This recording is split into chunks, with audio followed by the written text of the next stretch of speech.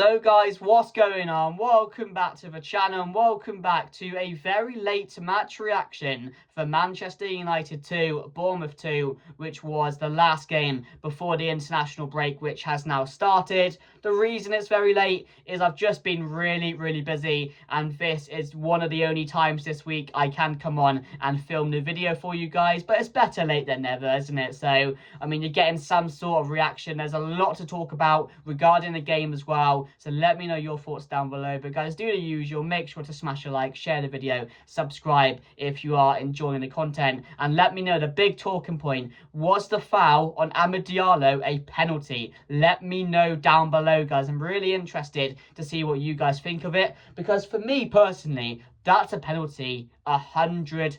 100%. The ref was about 2 yards away from it. I still don't know how we didn't see the contact, and they go straight up and score from a penalty. Maguire gets red carded, and you're like, what on earth went on? But yeah, it was an absolute mad one, guys. So let me know your thoughts down below. Was it a penalty? But let's get straight into it, guys, and talk more about the game. And considering the result, it's not the worst draw you're ever going to see. We got quite lucky this weekend. We really did. Brighton did the job against Liverpool. Fantastic result for us. Danny Welbeck, that guy Walbs doing the business again against Liverpool. Absolutely fantastic. Did not see that one coming, but you know what? You never back the early kickoff. There was always going to be an upset there. But the one I was surprised about, Everton. Everton 3, Chelsea 0. I mean, who lets Beto score a brace? Because that guy isn't good. He isn't good at football, but Chelsea are even worse than what Beto is at the moment, and they're falling apart at the worst stage to do so in the season towards the end, and it's absolutely amazing. They're in deep trouble. Liverpool are in deep trouble. Aston Villa picked up a result, not good for us, but again, we don't get any close, or they don't get any close to the likes of Liverpool and Chelsea, so that's really good. Yes, Aston Villa do. I think we're like 1 or 2 points in front of them now, but we beat them as well, so that was a really positive result, and we're still in a very good position. We still got a lot of valuable fixtures coming up that do go in our favour, that I'd say, you know what, we can probably get 3 points from that game. And I saw something that Manchester United need 10 points in our last couple of games to secure Champions League football. I think that's what I saw. Let me know down below if I'm wrong, but it's something like that. But yeah, with the fixtures we got left, I'm still very comfortable in the position we are, and we're huge favourites to go on and secure that third spot, and even maybe try and sneak into that second spot, depending on what Manchester City do. But no, it was a bad result, not a terrible result. A draw against Bournemouth isn't bad. They're a good side. They played good football. They took the game to us, and they were very good at what they do. They are good at what they do. They managed well. Their forward line's really good. They've got a great midfield. They're a unit at the backs. They were really good. They were hard to break down at times. They caused us so many problems. Both of their goals, the penalty, and then the first one was really good as well. So at the end of the day, it's not the worst draw ever going there and drawing the game, but I would have hoped to expect a bit more from the game. But again, considering we got a red card, and to see out that last 10 minutes in the way we did, we fought on, we stayed as a unit, and again, we managed to come away with a point. And when you got 10 men, the best thing you can do, just don't lose the game, and that's what we did. So that was a really positive last 10 minutes. And overall, I thought there weren't many standouts in the game. Yes, we created a few chances. I thought Amad Diallo was causing them problems all game. I thought the midfield was really good, and it was an end-to-end game. It really was. Manchester United had a load of chances, then it was Bournemouth's time to attack. So it was a really exciting game of football. Of course, it obviously saw 4 goals as well, so you're never going to complain. I thought Manchester United's first one was really good, and then of course Maguire was an own goal in the last one, wasn't it? But yeah, at the end of the day, guys, how are you feeling about it? Was it a bad result? Should we have got more? But the main talking point about it was the penalty incident, which I still don't know how Manchester United did not get a penalty for that foul on Amad Diallo. Like, does the ref have something wrong with him? Because for me, if you don't give the Amad one, you can't give the Evanilson one. It's similar contact. Yes, the Maguire red card arguably is a red card. You'd be wanting a red card if that was the other way around. But literally 2 seconds before that, Amad Diallo gets wrestled to the floor. Everyone comes out and says it's a penalty. Ref Watch on Sky says it's a penalty, and basically said the same as me. If you don't give that one, you can't give the Evan Nilsson one.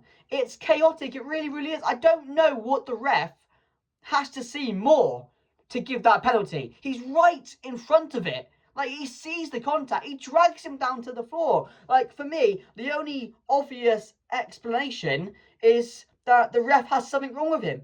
He really does. Or, the other thing I was thinking that he didn't want to give 2 penalties for Manchester United in quick succession. He was too scared to do it. Because then people would have been like, oh, you're biased against Manchester United. So that's my feeling on it. We just had a penalty. Bruno Fernandes scores it. And then another penalty should have been given, and it wasn't. So that's my only explanation about it. He didn't want to give another penalty to Manchester United as quickly as it should have been. And then they go up the other end. Maguire tugs him down. It's a penalty, but again, it's not a red card. It's a harsh red card. Yes, it's a red card. It's a harsh one. But again, the situation with it, you can't give that one if you don't give the other one. But I was looking at that, and we appealed to PGMOL, which again is not going to do anything. It's just going to get an apology maybe. But the aftermath, everyone thought it was a penalty. Everyone was like, VAR's fucked up again. And yes, we're not in a position to say it's going to cost us top 4, because that would be pretty shit, wouldn't it? Imagine that last game of the season, we need to win the game, and that happened.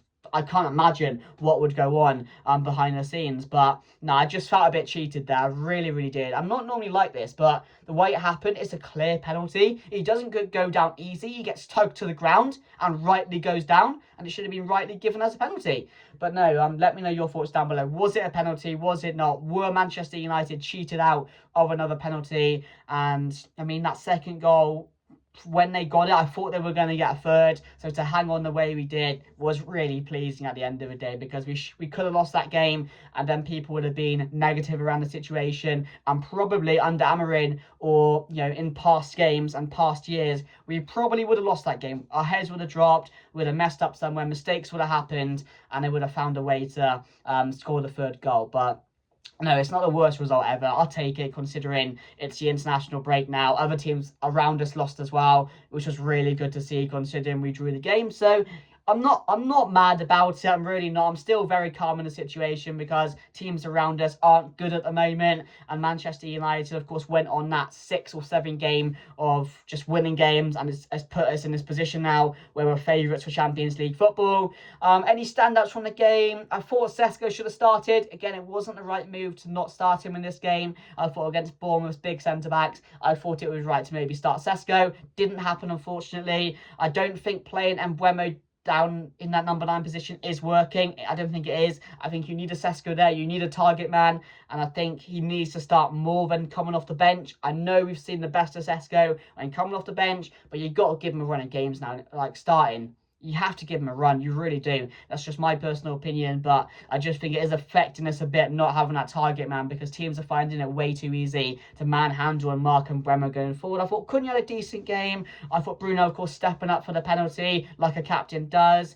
Defensively, I thought we were quite solid. Yes, we got opened up a bit, and Lamans had to make a few saves, but I thought Maguire and Lenny Yoro did really, really good. We definitely need a new left back in the summer, and maybe a new right back, but we got Mazraoui there. Dallo delivered a few decent crosses. The midfield was okay. There weren't many standouts from the game. It was a fun game. It was end-to-end football. Manchester United had their chances. Bournemouth did as well. And I expected a fun game, and that's what we got at the end of the day. I would have hoped to win the game, but circumstances, it didn't really help our case on the day, did it? But we move on now, guys. International break. Leeds coming up in 2 or 3 weeks' time, which is going to be a really exciting game. Then we've got Chelsea. So we've got a couple of really exciting weeks coming up as a Manchester United fan. 2 massive games. I'd love to beat Chelsea. I'd love to beat Leeds. So hopefully we can make it 6 points out of 6 against both of them. But no, it's the last stretch of the season now. Manchester United are in a very good position. Champions League football looks very likely. And again, it's just really exciting now under Carrick. I think there's going to be a lot of transfer speculation coming up in the next couple of weeks regarding our midfield. I'm seeing a lot already that Manchester United could be in for Bruno Guimaraes from Newcastle, or Tonali and Elliot Anderson. Apparently have made a shortlist for Manchester United in the summer. So yeah, I'm going to keep you up to date. There might be a few videos regarding transfers, guys, if anything strong does really come out. But smash a like, subscribe. Thank you very much for watching. Let me know your thoughts down below, and I'll see you guys later. Goodbye.